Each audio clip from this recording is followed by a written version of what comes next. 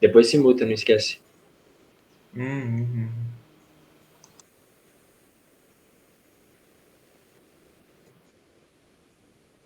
Não sei se você tem que mutar, tipo, o negócio da gravação ou se é o... Não sei como é que era. É o seu áudio, né? Não é o meu áudio, não, né?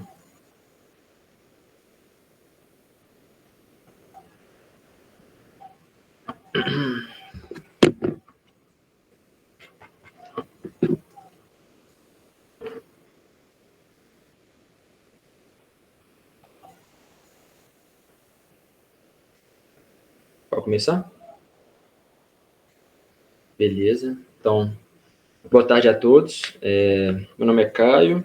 Atualmente estou realizando o papel de moderador na Coen, né? E na Cumbuca de hoje eu vou falar um pouquinho sobre os motores. O Romano está compartilhando tela, então Romano pode passar, por favor. A gente vou abordar hoje quatro assuntos principais, aí dentro de cada assunto tem alguns destrinchamentos. O primeiro vai ser a grandeza, que eu vou falar um pouquinho de potência, um pouquinho de torque. Depois o ciclo de Otto, que está relacionado ao motor a gasolina, né? Depois o ciclo diesel, que é um motor já a diesel. E depois alguns tipos de motores diferentes. Motor redutor, o servomotor, motor de corrente contínua, corrente alternada, enfim. Pode passar, por favor. Então, vamos lá. Inicialmente, a grandeza que eu vou falar é a potência. E o que é a potência? A potência ela é uma grandeza que está relacionada ao trabalho que um motor gasta para atingir uma velocidade em determinado tempo. Então, é por isso que as grandes montadoras de carro, tipo Fiat, McLaren, enfim, BMW, elas gostam de exemplificar a potência de seus lançamentos dos carros novos, mostrando em quantos segundos o carro conseguiu atingir a marca de 100 km por hora. Então, ou seja, pode passar. Quanto maior a potência, mais rápido ele vai ganhar energia cinética. E com isso, mais velocidade ele consegue atingir. Então é assim que se calcula a potência. A potência ela é igual à energia cinética dividido pela variação do tempo. Ou seja, ela também pode ser analisada como o trabalho adquirido dividido pelo tempo. Isso é usado para calcular a potência média. Já a potência instantânea, ela vai ser a força resultante vezes a velocidade. E aí a gente sabe, de acordo com a lei de Newton, que a força resultante é massa vezes aceleração, então ela pode ser escrita também dessa forma, de massa vezes aceleração vezes velocidade. Aí pode passar.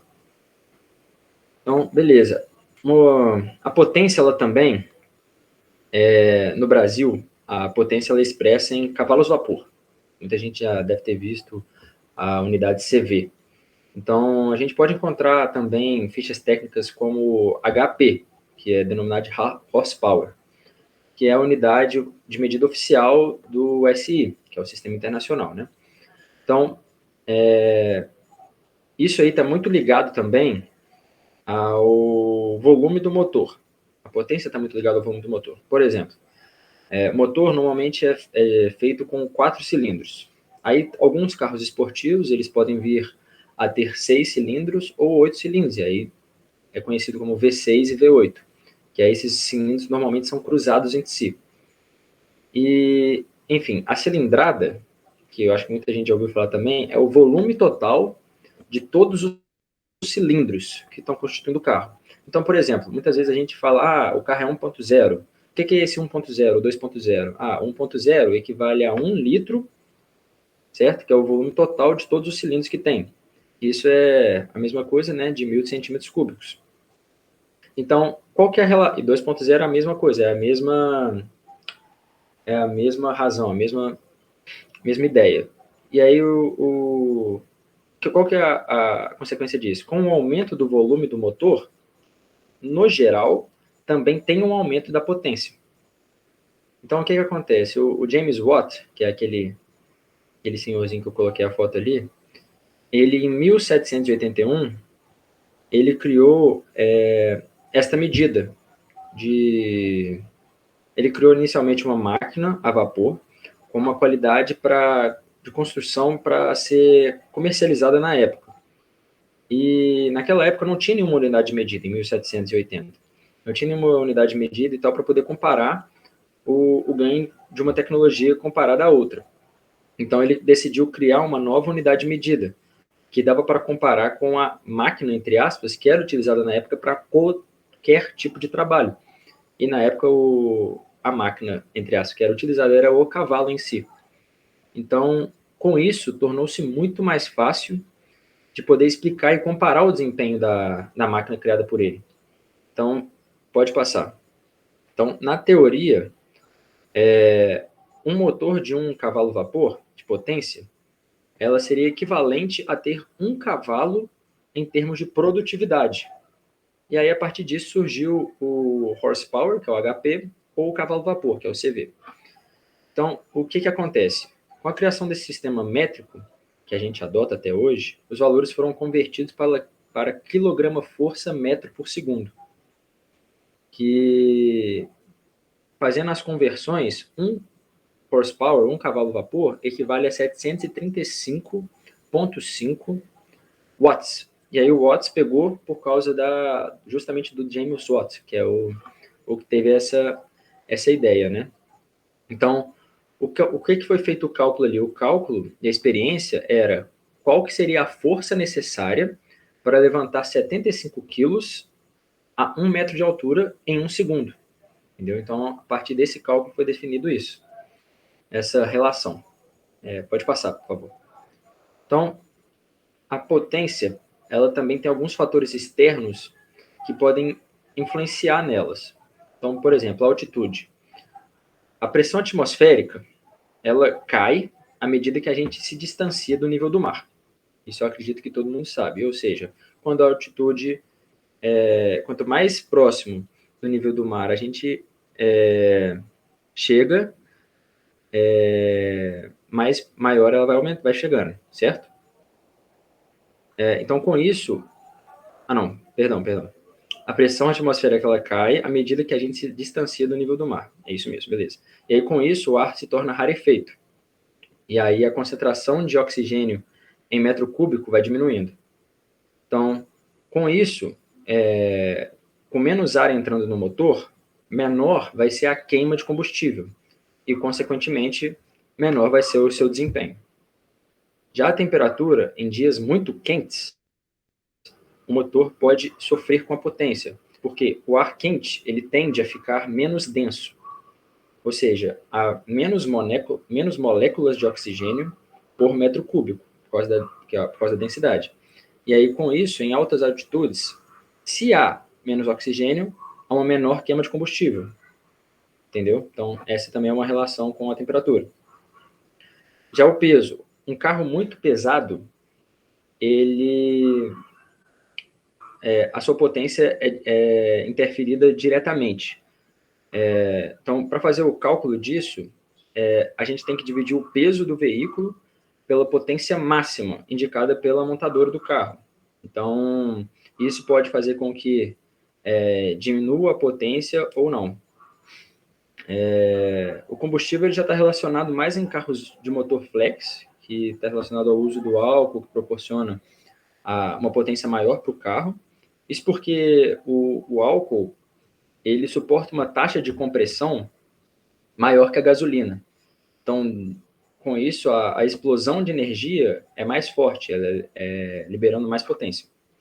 E a manutenção, que é por motivos meio que óbvios. Quanto melhor tiver o seu motor, mais bem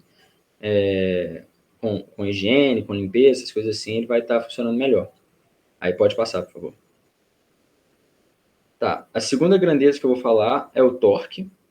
E o que é o torque? O torque é um conceito físico relativo a um movimento de giro, de rotação de um corpo, depois de aplicada uma força sobre ele. Então, o exemplo mais prático de torque para conseguir visualizar é a força de uma ferramenta no momento em que um parafuso é desatarrachado, perdão. Então, a força aplicada sobre a ferramenta seria o torque. O torque a gente pode ver que ele é calculado ali por essa letra grega, que é o tal, é igual a força aplicada vezes o deslocamento. E ela é expressa em quilograma força vezes metro. Então, no caso dos cilindros, né? No caso dos cilindros do motor, ocorre uma combustão que gera uma força no virabrequim, que eu vou explicar um pouquinho mais para frente. E este, que é o virabrequim, ele faz com que gire uma engrenagem, devido à rotação inicial, né? Que, consequentemente, vai gerar outra engrenagem, e aí, no final do sistema, vai fazer girar as rodas. Então, pode passar, por favor. Uma outra relação do torque é com a velocidade angular, que elas são inversamente proporcionais entre si. Então, ou seja, quanto maior o torque, menor é a velocidade angular, e vice-versa. Isso se dá por causa do engrenamento, que eu coloquei as duas imagens ali das duas engrenagens girando, se dá pelo engrenamento. Por quê? E a gente vê isso no dia a dia de motos, bicicletas, e funciona da mesma ideia. Então, uma outra coisa também que eu coloquei ali do módulo, que é o seguinte, não sei se muitas pessoas já ouviram falar de relação de transmissão, mas está relacionado a isso. Então, uma moto mais... Saúde. Uma moto mais curta, ela arranca e retoma com mais presteza. Mas ela não é capaz de manter uma velocidade elevada sem forçar muito a rotação do motor, sabe? E uma moto mais longa, ela é mais tranquila na largada, ela é mais mansa. E depois ela retoma a velocidade com um pouco mais de lentidão, com um pouco mais de paciência. Mas, em viagens mais longas, ela proporciona mais conforto, é mais tranquila de dirigir. Porque ela roda em regimes baixos e médios de rotação, o que não fica sobrecarregando muito o motor. E aí isso, consequentemente, proporciona uma maior economia e combustível e menor desgaste. De combustível e menor desgaste. E aí, para calcular o módulo ali, a gente utiliza o diâmetro primitivo, que é como se fosse o diâmetro da engrenagem, dividido pelo número de dentes que essa possui. Então, por exemplo, quando a gente fala que uma engrenagem é 4 vezes maior que a outra, na verdade, o módulo de uma engrenagem é 4 vezes maior que a outra. E isso está muito relacionado por exemplo, uma engrenagem que tem 10 dentes. As duas têm 10 dentes, só que uma possui um diâmetro muito maior, então é mais ou menos assim que funciona. Entendeu? Pode passar. Tá. Passando um pouquinho agora, saindo da parte da grandeza, vou explicar agora como funciona o ciclo de Otto, que é o motor a gasolina, né? Aí, enfim, explicando inicialmente as partes de uma máquina térmica de Otto, dá para ver ali pela imagem, não sei se tem como ver ali bem na imagem da direita, mas ela está numerada ali com A, B, tá, A, B, C, D, E, F, G e H. E na imagem da esquerda está um pouquinho mais visual para tentar entender melhor como é que funciona. Não, pode voltar. Isso, aí. Essa daí.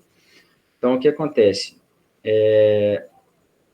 Na letra A ali, a gente tem um pistão, né? O pistão, ele está dentro de cada cilindro e ele pode deslizar para cima e para baixo. Então, ele que é responsável pela admissão e pela exaustão do combustível. Então, com a entrada do combustível, depois da explosão, o pistão empurra, fazendo com que ocorra um giro, consequentemente, no virabrequim. E o que é o virabrequim? O virabrequim é aquela parte embaixo ali no desenho da esquerda, que está reto, que inclusive tem meio que um tracejado ali em cima e tal de preto, que ele transmite o giro recebido para a transmissão, para a caixa de marchas, e aí no final vai chegar até as rodas, que dá para ver também a roda ali pelo desenho da esquerda. Então, beleza.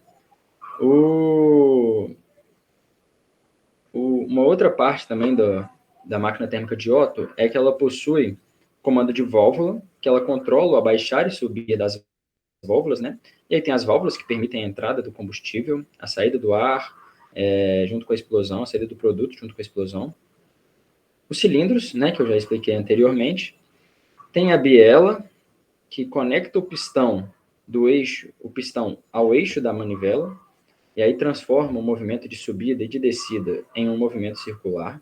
Um exemplo disso é a bicicleta, que quando a gente começa a pedalar a bicicleta, a gente só realiza o movimento de subida e descida. A gente não vai para frente e para trás, não faz um movimento circular, apesar de ilusionar, de ser ilusório. A gente só faz para cima e para baixo, mas mesmo assim isso gera um movimento circular.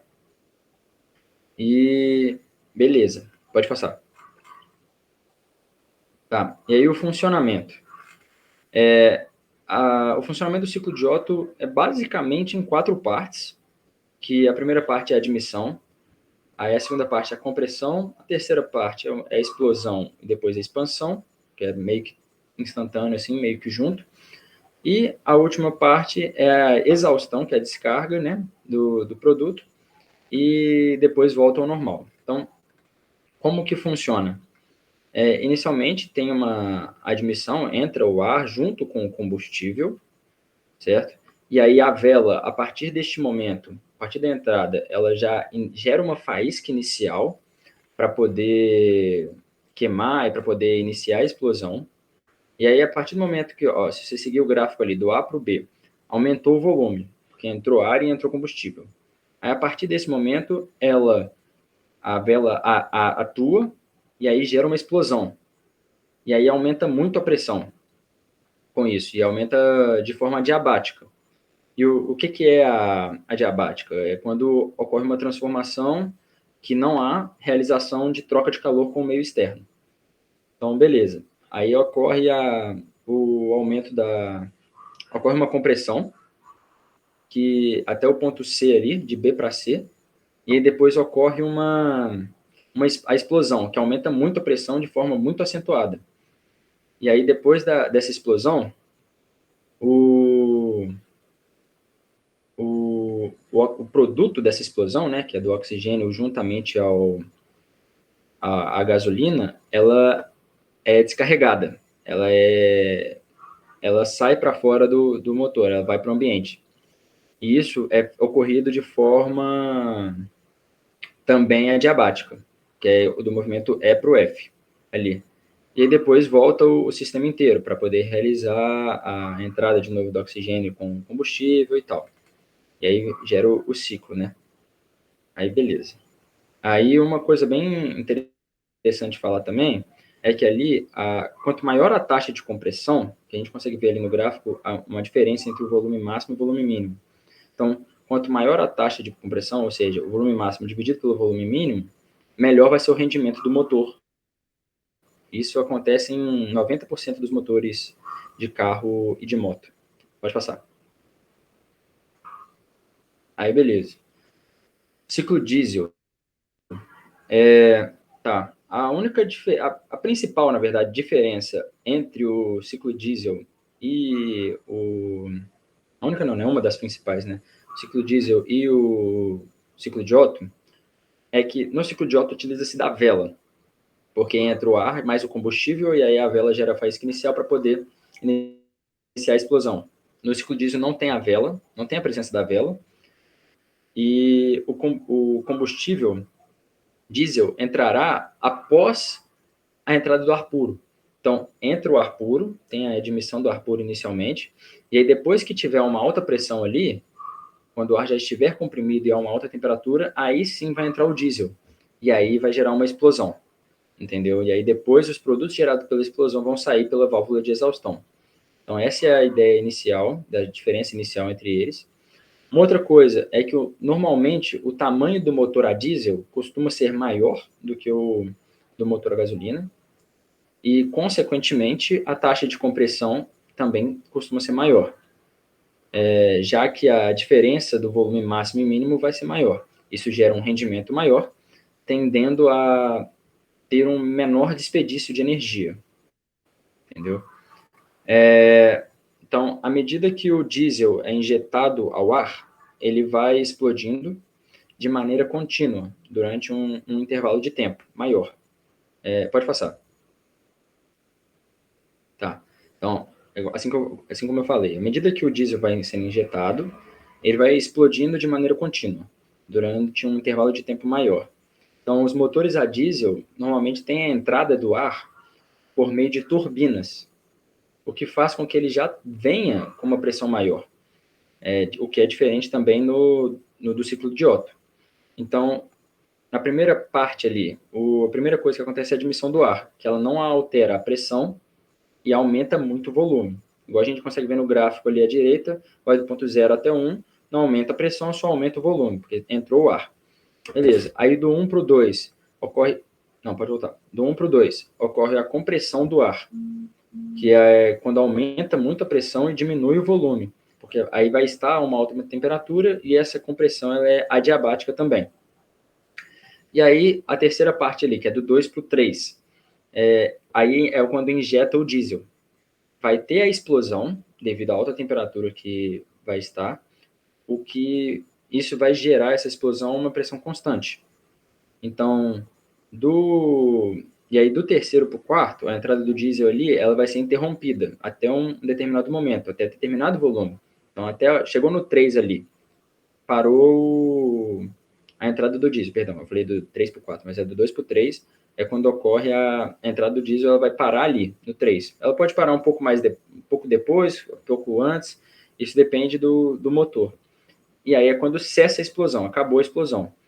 E aí, do 3 para o 4 é quando há a expansão adiabática, que é quando há o resfriamento da temperatura, a redução da pressão e o aumento do volume. Isso aí depois vai quando ter logo depois disso, a quinta parte, é quando se abre a válvula de exaustão, que tem uma queda bem acentuada da pressão, que é quando sai o calor inteiro, né, do 4 para o 1, e depois volta do 1 para o 0, que é quando comprime tudo, sai todos os produtos, expelindo todos os produtos da combustão, para que tenha um novo reinício do ciclo, para ter uma nova admissão de ar depois. Pode passar. Tá, agora eu vou falar um pouco dos tipos de motores. O primeiro tipo de motor que eu vou falar é o motorredutor, que é um dispositivo mecânico que realiza redução de velocidade de um determinado acionador.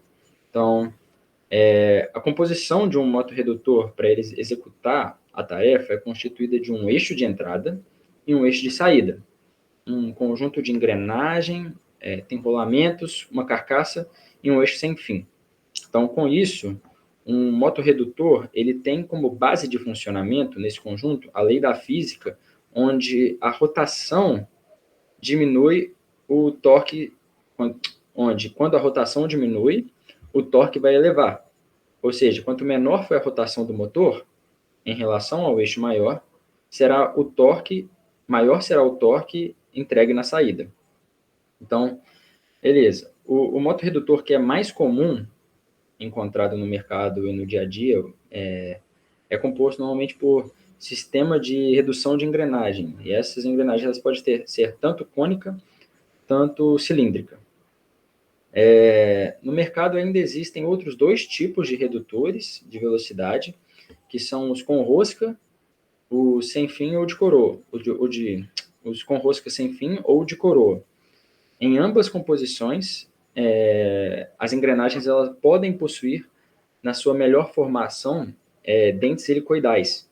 Isso acontece para não ter muita vibração com o conjunto em funcionamento, porque esses motores possuem um valor muito caro, eles são bem caros, e dessa forma seria possível um custo menor no projeto.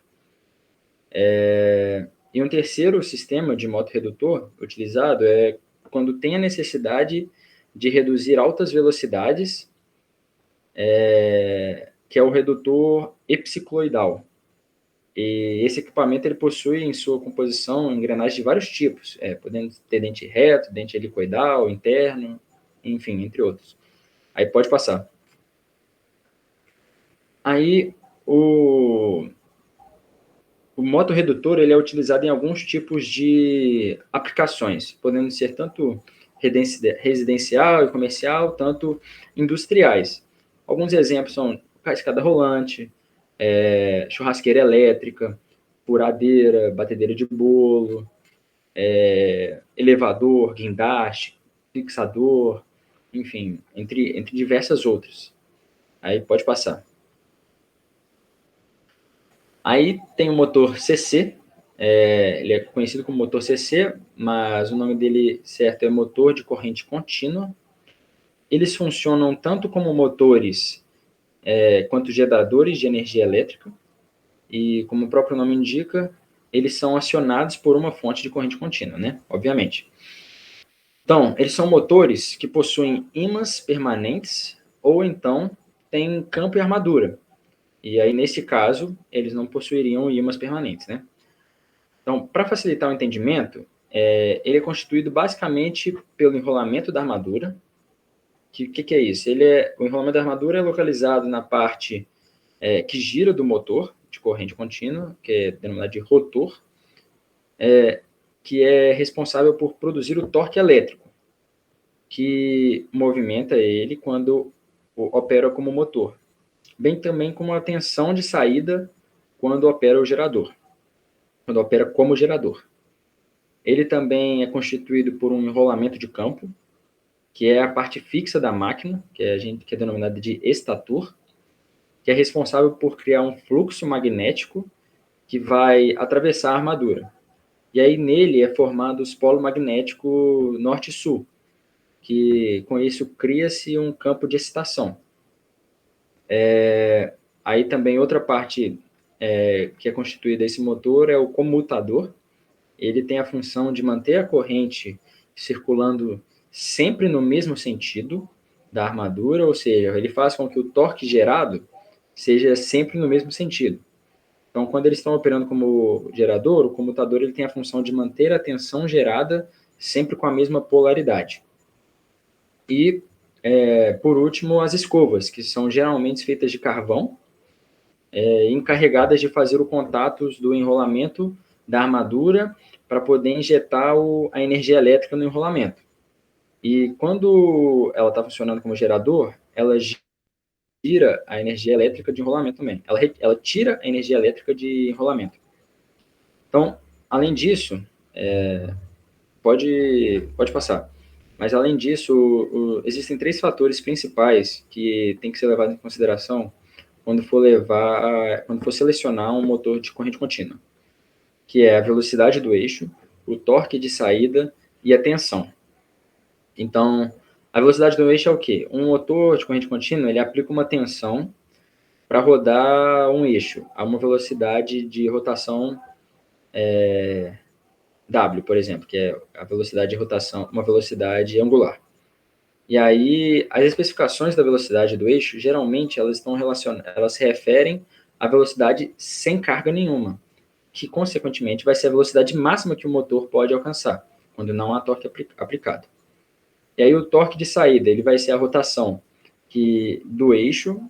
A rotação do eixo vai gerar uma força que é dada em unidades de força e distância, e ele pode ser de 2 tipos, tanto um torque de partida, tanto um torque contínuo, sendo que o torque de partida é o tal, né, no qual a velocidade do eixo é 0, e o outro, ou quando o motor está parado. Já o torque contínuo é quando o tal, né, é máximo em condições normais de funcionamento. Então, dá para ver que com um motor de corrente contínua ele é proporcional à corrente de indução, e aí com isso vai ter uma constante de torque. Beleza. E a tensão disponível é quando os motores de corrente contínua podem ser projetados para operar uma tensão específica, caso houver necessidade. Mas nem sempre, mas na verdade, sempre a gente tem que observar a disponibilidade da fonte de alimentação para cada aplicação. Então, um exemplo desses tipos de motores, exemplos de coisas que a gente utiliza, que utilizam desse tipo de motor, são eletrodomésticos, no gerais, máquinas industriais e alguns brinquedos. Aí pode passar. Tá, aí tem o motor CA, que é conhecido também como motor de corrente alternada, que ele é muito comum em processos e equipamentos industriais. Ele é um motor mais econômico, tem fácil manutenção, ele atende a maioria da galera das indústrias e tal. ele funciona a partir da variação cíclica da corrente elétrica em relação à intensidade e à direção, o que é o oposto do que acontece no motor CC, no motor de corrente contínua. O motor de corrente alternada, ele também funciona através de alguns campos magnéticos e campos elétricos. Ele é utilizado sem necessidade de ser alimentado por outro equipamento, alguma bateria extra e tal, externa e tal, e ele normalmente tem a função de movimentar uma máquina. Então, um exemplo disso é esteira, rolo, essas coisas. E há dois tipos de motor de CA, que são os motores síncronos e os motores assíncronos. Então, os motores síncronos são aqueles que são alternadores. Eles aplicam a corrente elétrica alternada a um estator, né, que eu citei anteriormente no motor CC, que é o enrolamento de campo. Beleza. Aí ele aplica a corrente elétrica alternada no estator, que é responsável por conduzir um fluxo magnético no motor e a corrente elétrica ao rotor. Aí beleza. E também outro tipo de motor CA é assíncrono, que é por indução. Ele é constituído de um rotor com um núcleo ferromagnético, que é um circuito magnético estático e bobinas. E esse tipo de motor, ele possui uma corrente de várias fases. Ele pode vir a chamar de corrente trifásica também. Trifásica, monofásica ou bifásica. E normalmente o motor CA ele é utilizado para fornecer energia para até uma grande variedade de sistemas. Ele varia desde pequenos mecanismos até grandes máquinas industriais. Aí pode passar. Tá.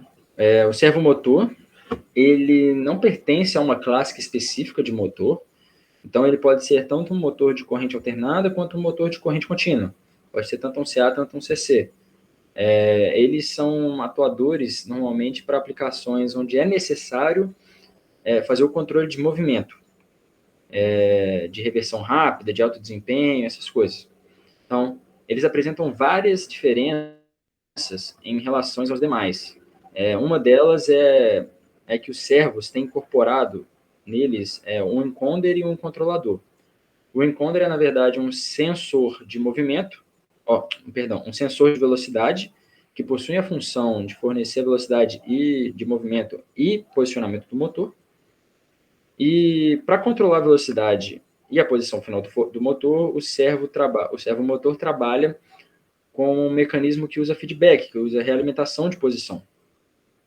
Então, de forma básica, um servomotor combina internamente um motor com circuito de realimentação, um controlador e outros circuitos complementares. Tá. Os servomotores, eles podem ser classificados de duas formas: servomotores CA, de corrente alternada, e de CC, de corrente contínua. Ou seja, isso vai depender da fonte de alimentação necessária para a operação dele. Os servomotores de corrente contínua, normalmente, eles são utilizados em projetos menores, projetos com um custo mais baixo, e eles são bastante eficientes. Já os servomotores de corrente alternada, eles são utilizados em ambientes industriais, costuma ter potência elevada, oferece uma maior exatidão no seu controle e tudo mais. E, enfim, pode passar. Algum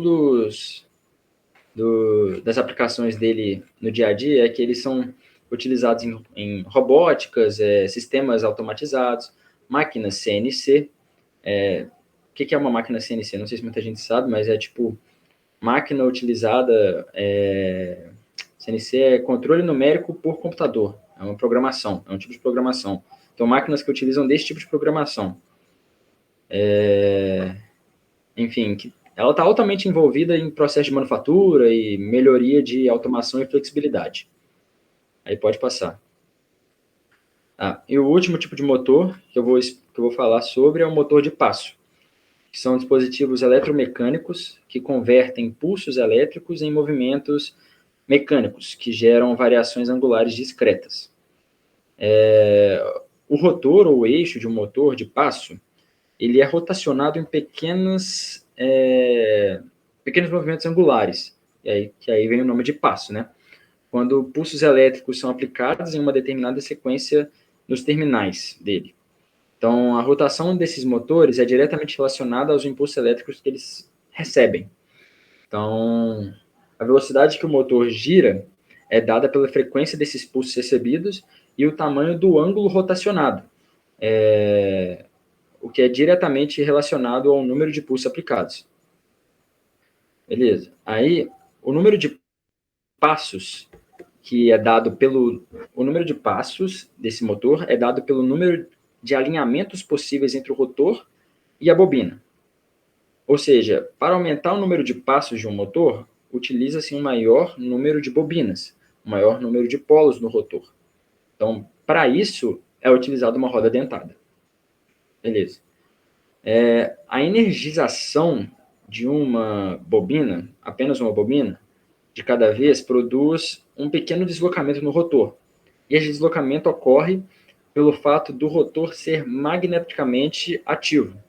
E a energização das bobinas cria um campo magnético intenso, o que faz com que atue no sentido de se alinhar com os dentes do rotor. Então, assim, ele vai ficar polarizado de uma forma que se adeque às bobinas. Se adeque às bobinas, podendo movimentar o rotor entre as bobinas em si, o que seria como se fosse o half step, que é meio passo apenas, ou ele estaria alinhado com as mesmas, que aí seria o passo completo, que é o full step. Aí, beleza, pode passar. Esse tipo de motor, ele pode ser utilizado em aplicações onde é necessário controlar alguns fatores diferentes, como o ângulo de rotação, a velocidade, a posição, o sincronismo. Então, o ponto forte de um motor de passe não é a força, não é o torque, e também não é a capacidade de desenvolver altas velocidades, mas a possibilidade de controlar os movimentos de forma precisa. Então, por isso que utilizam-se muito em impressora, scanner, câmera de vídeo, câmera de segurança, enfim, esse tipo de equipamento. E é isso, acabou. Pode passar. E é isso. Brabo. Pode parar. Finalizei.